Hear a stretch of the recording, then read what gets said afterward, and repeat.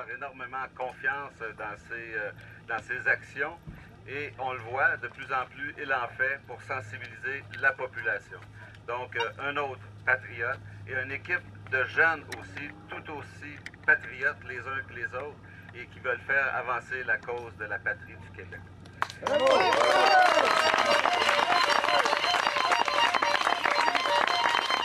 envers nos patriotes d'hier et d'aujourd'hui, nous avons plusieurs devoirs, mais deux principalement. Un devoir de mémoire et un devoir de poursuivre cette marche symbolique aujourd'hui, la marche des patriotes, mais la marche qui va se continuer 365 jours par année et autant d'années qu'il va le falloir pour qu'on y arrive à cette patrie. La marche des patriotes, le mot le dit, ça inclut patrie. C'est cette marche vers la patrie dont nous avons besoin. Depuis très tôt, oui, il faut se souvenir, on peut se souvenir de la conquête de 1760. Et après ça, toutes les actions qui ont été posées par les Britanniques contre le peuple à l'époque canadien. Parce que pour certains, c'est quand même relativement mêlant. Les gens qui ne sont pas politisés, quand vous leur parlez qu'on était des Canadiens, on était fiers de nous. Après ça, on est devenus des Canadiens français. Je l'ai été, moi, à l'âge que j'ai. Canadien français. Et j'étais fier de l'être. Mais il y a des choses qui évoluent. Et puis pour moi, l'évolution, c'est une amélioration. Et maintenant, nous sommes des Québécois. Beaucoup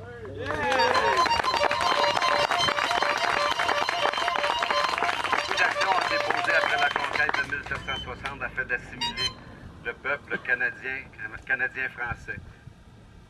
Il y a eu, bien sûr, après ça, la répression des Patriotes, 1837-1838, notre annexion forcée en 1840 dans l'union des deux Canadas, puis après, à tout fait pratique, forcée par des collaborateurs de l'Assemblée nationale qui, sans référendum à l'époque, en 1867, nous ont fait rentrer dans la Confédération. Confédération que les Canadiens français de l'époque ne voulaient pas. Encore de force. Puis, évidemment, il y a eu le rapatriement en 1982, chaude des étapes, mais les principales, c'est quand même ça, où il y avait encore là, à l'époque, 75 députés du Québec à Ottawa, 74 députés libéraux à Ottawa, et ils ont rapatrié de façon unilatérale la Constitution. En 1867, il faut toujours se souvenir qu'il y avait deux peuples fondateurs et nous étions égaux. En 1982, la notion de peuple fondateur, droit de veto, tout ça a disparu. On a mis ça de côté et il y avait 75 députés fédéraux au Québec, dont la majorité, je l'ai dit, c'est 72, si je me souviens bien, 73 qui ont voté pour le rapatriement. Parce qu'il y avait notre... lui, il va me souvenir, le député conservateur de l'époque, celui qui faisait ses caucus d'un Volkswagen. Roch Lassalle, effectivement, le seul pendant plusieurs années. Et il y avait un Québécois, un fédéraliste libéral, qui avait voté contre aussi. Donc, Duclos. Oui. Il le dit. Donc, ce sont des événements qu'il faut se souvenir. Et un, entre autres, qu'il faut se souvenir, 1995, le référendum que nous avons gagné et qu'on s'est fait voler. 49,4% des gens ont voté oui à ce référendum-là. L'écart était très mince. L'écart était excessivement mince compte tenu du contexte qu'on connaissait à l'époque. Et de ça, 60% et des poussières de Québécois de souche qui avaient voté pour le référendum, pour un pays en 1995.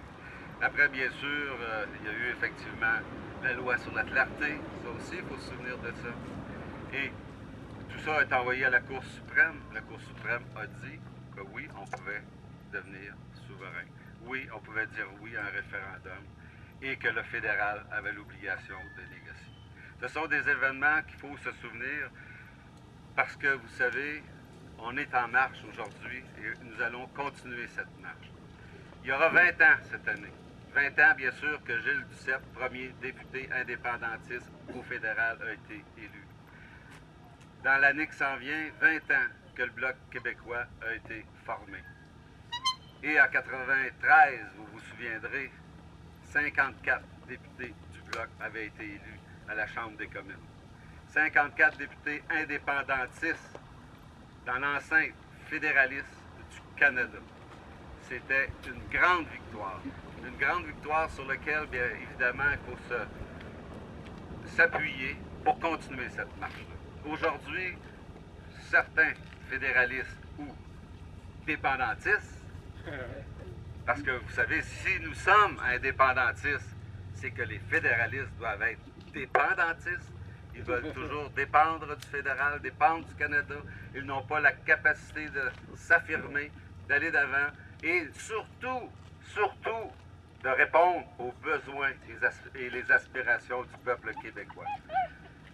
Vous savez, on est là depuis 93 à la Chambre des communes. Moi, j'y suis depuis 98. Si on n'appelle pas ça la résistance, je me demande qu'est-ce que c'est. C'est la résistance.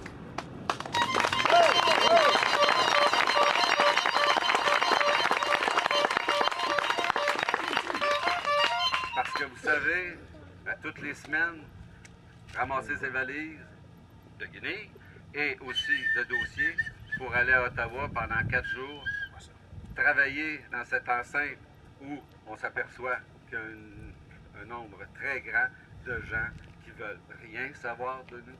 Et vous savez que dans la société, bien, quand on se promène dans la société, on aime bien attirer une certaine sympathie. Et quand on arrive dans un amphithéâtre comme celui-là, bien, la sympathie n'existe pas. Quelquefois, oui, ils semblent bien gentils quand ils veulent qu'on appuie leur projet de loi. Mais vous savez que cette résistance est là, que notre combat est continuel. Et quand les projets de loi des gens, des fédéralistes, des dépendantistes, vont à l'encontre des intérêts du Québec, vous savez que vous pouvez compter sur nous parce que nous sommes en marche et nous sommes en marche pour les intérêts du Québec et c'est ce que nous voulons qu'il se réalise le plus rapidement possible, l'indépendance du Québec. Maman? Oui, résistant, il faut l'être. Oui, on l'est, mais il faut l'être aussi physiquement parce que vous savez, des frustrations, on peut en vivre dans cette enceinte fédéraliste. On en vit beaucoup même. Et à ce moment-là, bien, il faut être fait fort. Il faut être non seulement résistant dans notre démarche, mais résistant dans notre constitution. C'est-à-dire qu'on est bien constitués, nous autres. On a une constitution qui est très forte. C'est une constitution indépendantiste et il faut résister à cette attaque constante des fédéralistes, des dépendantistes. Donc aujourd'hui, dans cette marche significative, et d'autant plus notre départ de cette marche est significatif que nous sommes en face de la Société Saint-Jean-Baptiste. La Société Saint-Jean-Baptiste de Sherbrooke est la Société Saint-Jean-Baptiste la plus fédéraliste qu'il n'y a pas au Québec. Et ça, il faut le savoir, il faut le souligner. Et effectivement, nous devrions aussi, à ce niveau-là, s'impliquer et de faire en sorte que la Société Saint-Jean-Baptiste de Sherbrooke soit à l'image de Sherbrookeois. Parce que vous savez qu'en 1995, on a voté majoritairement pour le oui. Et il faut continuer à nourrir tout ça. Et je voudrais féliciter encore une fois Denis Pagé et son groupe de jeunes dynamiques, parce que, vous savez, les méchants médias, à quelque part, et je ne parle pas des journalistes, je parle des médias, parce que souvent les journalistes sont comme nous aussi. La majorité est souverainiste, j'en suis persuadé. Sauf que les patrons, là, sont peut-être moins. Et souvent nous disent, ah, souveraineté, on n'a plus à parler de ça. C'est dépassé. Mais écoutez, croyez-moi, vous savez que j'essaie autant que faire se peut d'être proche de la population. Et je le sens, je le vois. Du 40 qu'on s'est toujours dit certains comme base solide des indépendantistes. Mais sachez qu'elle monte graduellement, continuellement, lentement,